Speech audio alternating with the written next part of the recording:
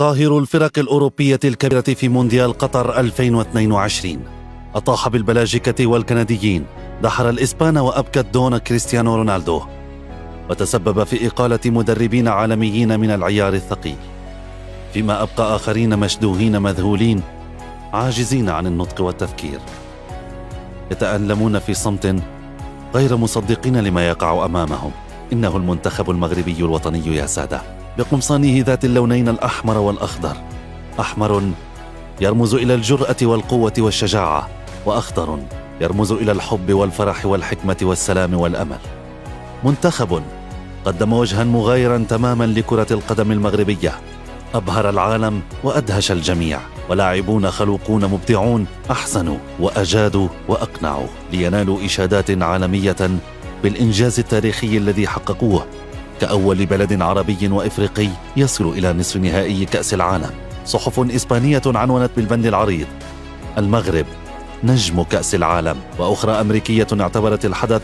غير مسبوق، فيما انهالت تهاني العديد من زعماء وقادة الدول ونجوم كرة القدم والمشاهير العرب والعالميين، بدءا من الشيخ محمد بن زايد رئيس الإمارات المتحدة الذي اتصل مهنئا شقيقه الملك محمد السادس في مناسبتين، مرورا بأمير قطر إلى عاهل البحرين، وولي عهده رئيس مجلس الوزراء الأمير سلمان بن حمد، الذي كتب على تويتر: يتواصل التألق والأداء المميز للمنتخب المغربي، نبارك للمغرب الشقيق ملكا وحكومة وشعبا هذا الإنجاز المشرف. فحاكم دبي الشيخ محمد بن زايد الذي كتب في تغريدة تاريخية: لا صوت يعلو فوق صوت المغرب في كأس العالم، مبروك لكل العرب تحقيق الحلم العربي على يد أسود المغرب.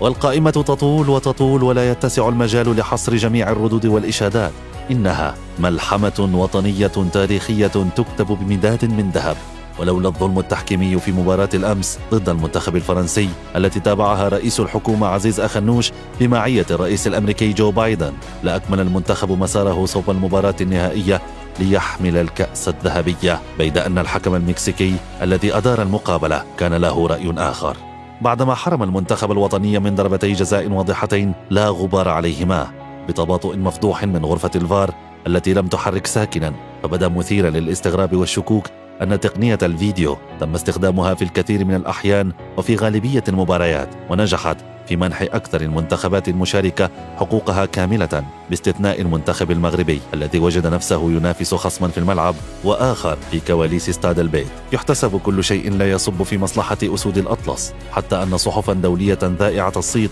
أكدت أن الأخطاء التحكيمية ضد الفريق الوطني المغربي كانت من الأسباب المباشرة لإقصاء النخبة الوطنية من دور النصف النهائي.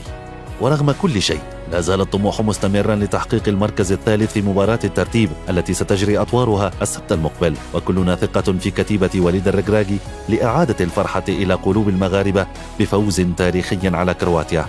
وصعود البوديوم العالمي جنبا إلى جنب مع أسياد وكبار الكون في عالم الساحرة المستديرة، لتنطلق من جديد مواسم الفرح والسرور عبر ربوع العالم والوطن العربي، من القاهرة إلى لندن مرورا ببيروت وعمان وإسطنبول وعواصم أخرى. فلا صوت يعلو على الأصوات المهللة للإنجاز المغربي الإفريقي العربي الأمازيغي التاريخي في نهائيات كأس العالم. شكرا أسود الأطلس، شرفتمونا ورفعتم رؤوسنا عاليا.